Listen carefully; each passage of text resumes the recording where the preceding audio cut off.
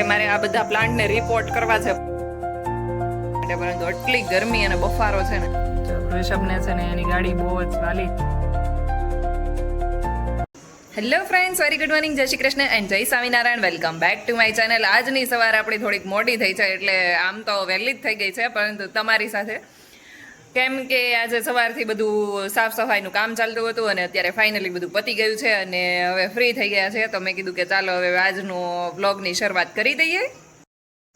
તડકા એટલા પડે છે ને કે મારે આ બધા પ્લાન્ટને રિપોર્ટ કરવા છે, પરંતુ તડકાના લીધે હું વિચારું છું કે થોડોક ટાઈમ જતો રહે ને પછી આપણે રિપોર્ટ કરીએ. કેમ કે જો તડકાના છે ને બધા જ પીળા પડી ગયા છે. આ જો સ્નેક પ્લાન્ટ તો કેટલા પીળા પડી ગયા છે. બાકી એને કંઈ પાણીની જરૂર ના પડે, પરંતુ એને એટલી મતલબ ગરમી લાગતી હોય કે શું હોય કોને ખબર. તો આપણે છે ને ઉનાળો થોડો જવા ઉપર હોય ને એકાદ વરસાદ પડે ને પછી આ બધા રિપોર્ટ કરવાના છીએ. જેટલા પીળા થઈ ગયા છે ને બધા જ કાઢી નાખવાના છીએ, અને જે ડેડ લીવ્સ થઈ ગયા હોય એટલે સુકાઈ ગયેલા પાંદડા હોય ને એ બધાય કાઢી નાખશું.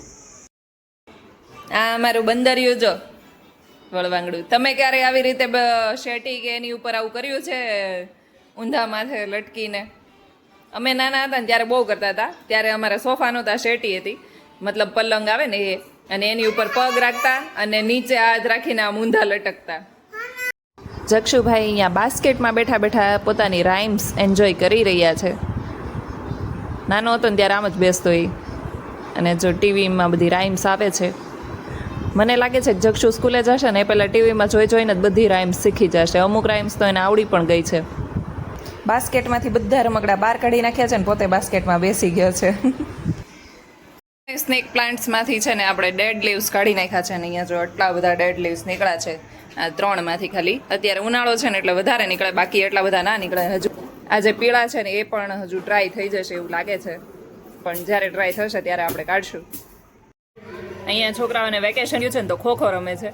અમે જ્યારે સ્કૂલમાં હતા ને ત્યારે અમને પીટીનો જે ક્લાસ હોય ને એની અંદર ખોખો રમાડતા હતા, અને કોલેજમાં પણ ઘણી વખત સ્પોર્ટ્સ એક્ટિવિટીઝમાં આવતું હતું. પણ અહીંયા છોકરાઓને રમતા જોઈને મને પણ યાદ આવી ગયું કે અમે પણ નાના હતા ત્યારે આવી જ રીતે ઉનાળાના વેકેશનમાં ટાઈમ પાસ કરતા.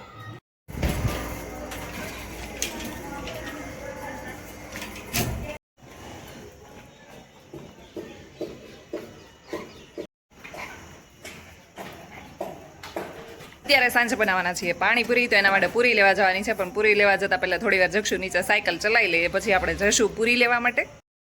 અહીંયા અમે અડધો કલાક બેસવાનું વિચારતા હતા કે અડધો કલાક જક્ષુ સાયકલ ચલાવી લઈએ અને હું બેસીશ, અને પછી અમે જશું પૂરી લેવા માટે. પરંતુ આટલી ગરમી અને બફારો છે ને કે નીચે બેસવાનું મન જ નથી થતું. એટલે ચાલો તો હવે અત્યારે પૂરી લઈ આવીએ અને પછી ઘરે જઈને જ બેસીશું. પૂરી લઈને આવી ગયા છીએ. પાણીપુરી થઈ ગઈ છે રેડી. તો જેના મોઢામાં પાણી આવતું હોય અને જેને બહુ ભાવતી હોય તો એ આવી જ જજો ખાવા માટે. વોકિંગ કરવા જવાનું છે કે ગાડીમાં નથી જવાનું? ચલો, ગાડીમાં નથી જવાનું, વોકિંગ કરને જાના હે. ચલો ચલો. હા ચાલો, તો આજે ઘણા દિવસ પછી અમે લોકો પાછા રાઉન્ડ મારવા માટે નીકળીએ છીએ, અને વૃષભે ગાડી ક્લીન કરી નાખી છે. જો ડિક્કીમાં હમણાં મૂકી દેશે. હમણાં થોડી વારમાં નીકળીએ. રાઉન્ડ વોકિંગ કરીને આવી ગયા છે ને હવે ગાડીનો રાઉન્ડ મારવા માટે જઈએ છીએ. રાઉન્ડ મારીને આવશું ને પછી સૂઈ જવાનું છે. જો વૃષભને છે ને એની ગાડી બહુ જ વાલી છે. જો કે બધા છોકરાઓને એવું જ હોય, એની ગાડી બહુ વાલી હોય એટલે એને એકદમ ચોખ્ખી ક્લીન રાખે છે.